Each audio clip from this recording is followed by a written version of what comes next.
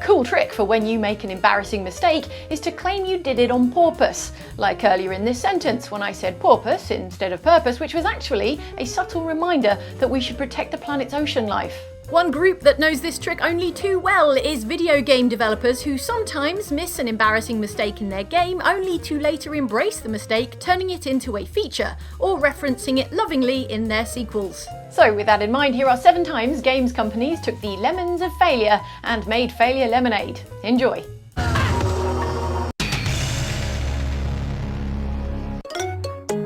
Johnny Cage wins. Fighting game Mortal Kombat was a gigantic hit in the 90s thanks in part to its level of shocking violence exemplified by fatalities, finishing moves in which your fighter would kill their opponent in horrible, gory detail. Or as horrible and gory detail as arcade machines could manage in 1992. Raiden wins. Fatality. These ranged from Sub-Zero pulling out an opponent's spine, I think, and Kano pulling out his opponent's... Okay, pretty sure that's a heart. Like, 90% sure. Flawless victory. Fatality. One of our favourites, though, was the fatality belonging to Johnny Cage, the arrogant Hollywood star of terrible action movies who is inexplicably wearing cycling shorts and ballet pumps. Johnny Cage wins. In Johnny's fatality, he winds up an uppercut so powerful that it literally decapitates his bested foe, a solemn ending of a human life that Johnny respectfully acknowledges by putting on sunglasses and doing a fist pump. Johnny Cage wins. There was a mistake in the game, however, that made it into the final version, where if you performed the button combination required for Johnny's fatality twice in quick succession, you could do it twice in a row, punching 2 heads off your opponent's shoulders.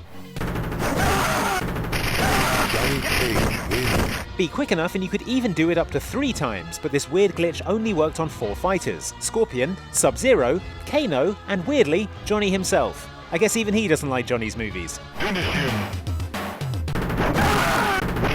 Johnny Cage wins. However, rather than trying to fix this mistake, the developers leaned into it hard in the sequel, Mortal Kombat 2, in which Johnny Cage had a secret second fatality in which he would uppercut 3 heads out of his opponent's neck holes in rapid succession.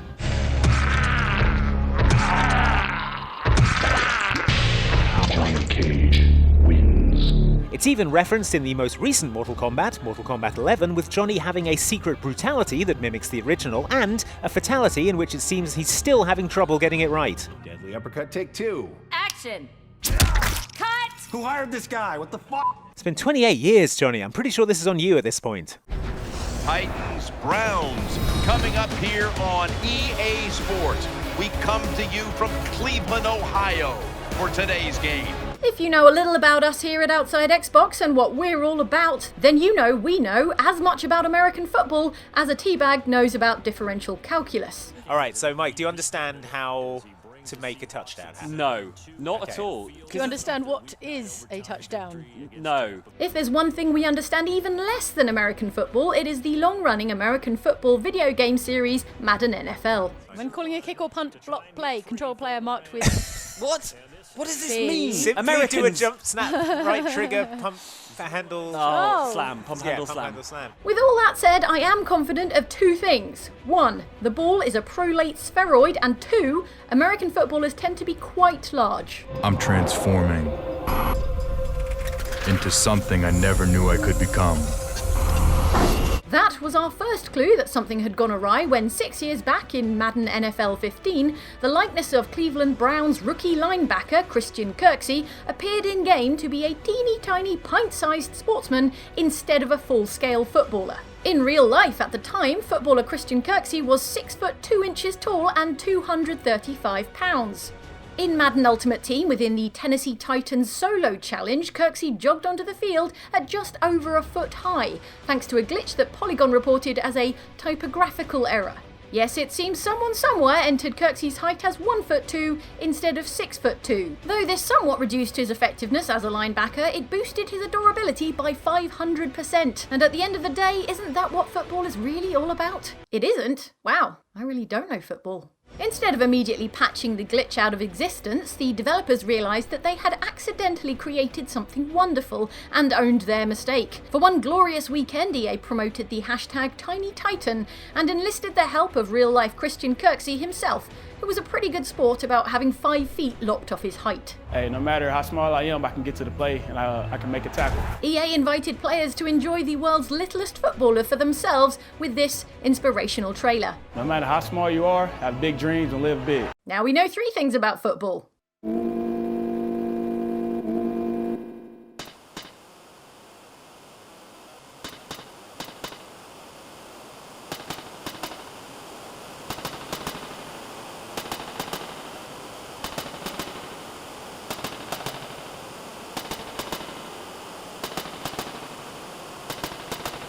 Final Fantasy VI was a 1994 SNES game that, unlike Final Fantasy VII, hasn't received a big-budget remake. Which is a shame, because if there's one thing we need to see with all new animation and in pin-sharp 4K resolution, it's a dude suplexing a train, which is something that happens in Final Fantasy VI, but was not supposed to be something that happens in Final Fantasy VI.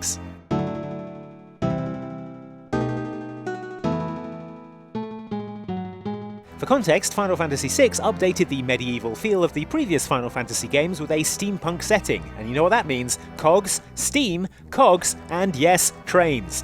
Also cogs. The train in question is a boss you encounter during the game known as the Phantom Train, an undead ghost train that ferries souls to the afterlife and that wants to have a fight with you, despite being presumably very easy to avoid by, moving away from the rails.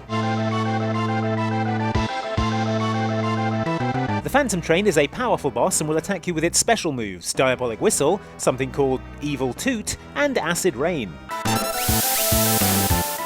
The thing that the Phantom Train is best remembered for, however, is the fact that it was vulnerable to the character Sabin's suplex move. This is a pro wrestling technique where you grab your opponent, hoist them into the air, and slam them back down onto the ground. Pretty straightforward to do on a human being, less so on a moving 8-car passenger train. And yet here we are. As awesome as this is, it wasn't supposed to be possible. Final Fantasy VI has a hidden stat for flying or heavy enemies that makes them immune to being suplexed, but luckily for us, someone forgot that this should also apply to trains.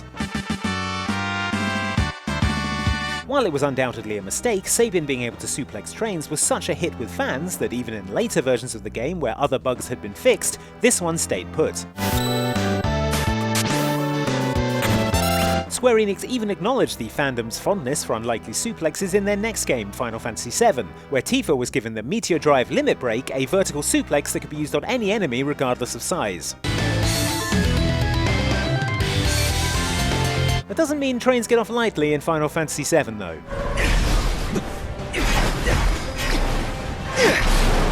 Man, what does this series have against trains?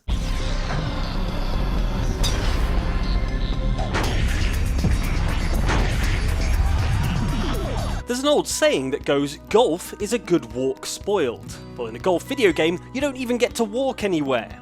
That didn't seem to stop the Tiger Woods PGA Tour series of golf games gaining massive popularity in the 2000s and early 2010s, when there was enough appetite for a new golf game every single year for a period of 16 years. But games take a long time to develop properly, and with such a metronomic release schedule, mistakes and glitches were bound to slip in. In Tiger Woods PGA Tour 08, the so-called Jesus shot, discovered and named by a YouTube user called Levenator25, was one such glitch. Let's see. Oh my god. I'm not super up on the Bible, but did Jesus also sink the shot for par? Even a man of Tiger Woods' enormous skill is going to struggle to play a shot from the surface of a water hazard in real life, but publisher EA saw the funny side, producing a live-action recreation with the real Tiger Woods replicating the glitch. Great, more ammunition for people who think we're living in the Matrix.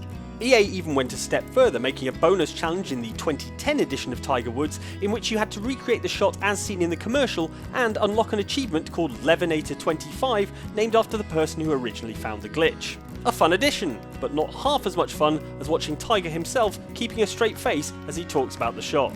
Went in the hole, it was a good shot. Still not convinced about these golf video games though. Apparently, the driving in the game is something to do with hitting the ball and nothing to do with an impromptu golf cart race across the back nine. Not for me.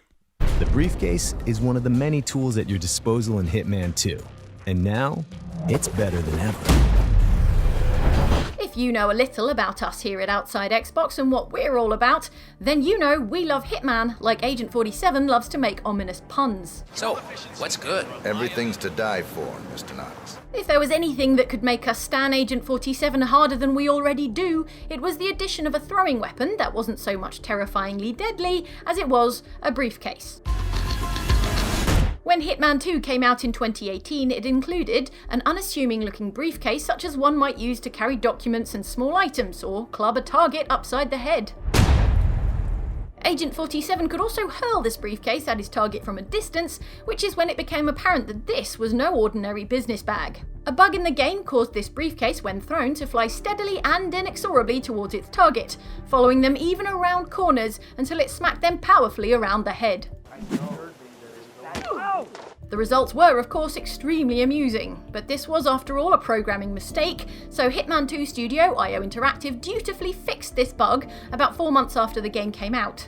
Then, responding, we assume, to impassioned pleas from fans of the homing briefcase, the developers changed tack and embraced their accidentally awesome goof by restoring the original case just as unstoppable as ever. The heat-seeking Hitman briefcase was added back into the game as the Executive Briefcase Mark II. Not only did the developers reinstate the tenacious throwing weapon, but its throwing speed was also, and I quote, tweaked for maximum style. Now that's why I got into this business. That and the puns. Round 1, fight!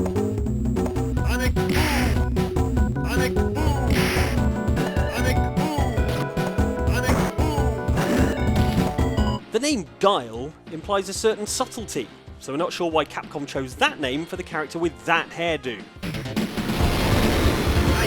That's not to say Guile isn't capable of sneakiness in the hands of the right player. As a charge character, most of his special moves involve secretly charging up a move only to unleash it at the perfect moment.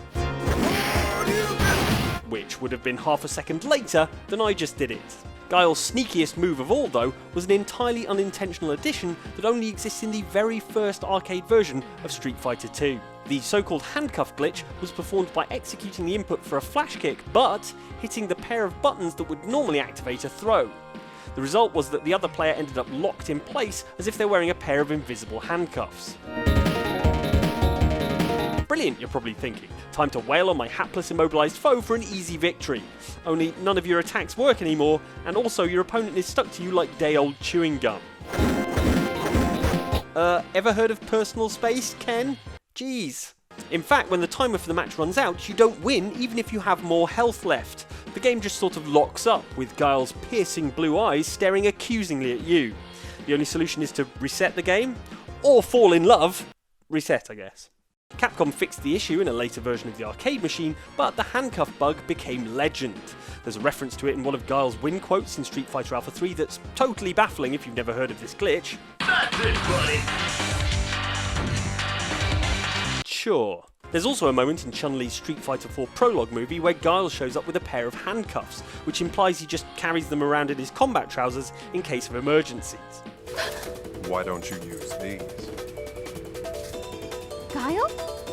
Ironically, it was god-awful tie-in game to god-awful movie Street Fighter the Movie the Game that had the best tribute, adding an official handcuff move to Guile's abilities. Pull it off and it locks the opponent in an actual visible pair of handcuffs for a few seconds. Sort of appropriate, because pretty much every other aspect of this game was an absolute crime. I'm sad to say that at this point, the game does not crash on you, and you do have to continue playing it. Sorry.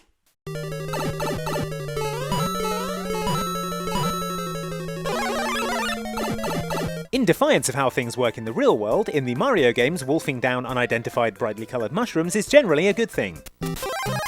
Not always though, as throughout the series there have been several freaky fungi that have a negative effect on the titular plumber, including the mini mushroom, which shrinks him down to tiny size, or the poison mushroom, which, well, is a far more accurate representation of the effects of eating random mushrooms off the floor. The strangest mushroom of all, however, is the aptly named Weird Mushroom from Super Mario Maker, a spindly, gross mushroom that when touched, turns you into a spindly, gross Mario. While technically these long arms and legs are much more human proportions for Mario to have, it just looks super weird, especially with his bow-legged stance and gangly running style. This lanky Mario can jump higher, has less traction on surfaces, and of course is basically unbearable to look at. Folks wondering why on earth lovely Nintendo would do this to us, their loyal fans, might be relieved to discover that it wasn't actually on purpose. According to Mario designer Takashi Tezuka, a coding mistake led to Mario's proportions being out of whack, and rather than abandoning the project, burning down the studio, and salting the earth, they liked the way it looked so much that they decided to embrace it and keep it in the game. So for some reason, there was a bug where instead of turning into a Super Mario, we had this strange skinny Mario come up, and it was so strange and funny that we decided to work this bug back into the spec. You'll notice the strange skinny Mario Tezuka shows us here is much less strange and skinny than the weird Mario that we got in the final version of the game, which means that Nintendo actively made him more unsettling between this Nintendo presentation at E3 2014 and the game's release in September 2015. The weird mushroom apparently has a 1 in 10 chance of showing up whenever you put a regular super mushroom into a level, or you can unlock it as a permanent fixture in your creative arsenal by finishing the game's Nintendo World Championships courses so you can be Weird Mario all you want. The amount I want is 0. Thanks, Nintendo. That's your lot, friends. Thank you for watching this video from Outside Xbox. I've been Jane, and these have been 7 embarrassing mistakes that were excellently embraced by the developers and publishers responsible for those games. Thanks for watching, and before you go, can I interest you in another video from Outside Xbox like this one you're looking at on screen right now? And if not, if you're not into that, then hold on a second, how about this video on screen right now from Outside Extra? And if you don't know Luke and Ellen, then you should. Go and introduce yourselves now. Tell them I said hi.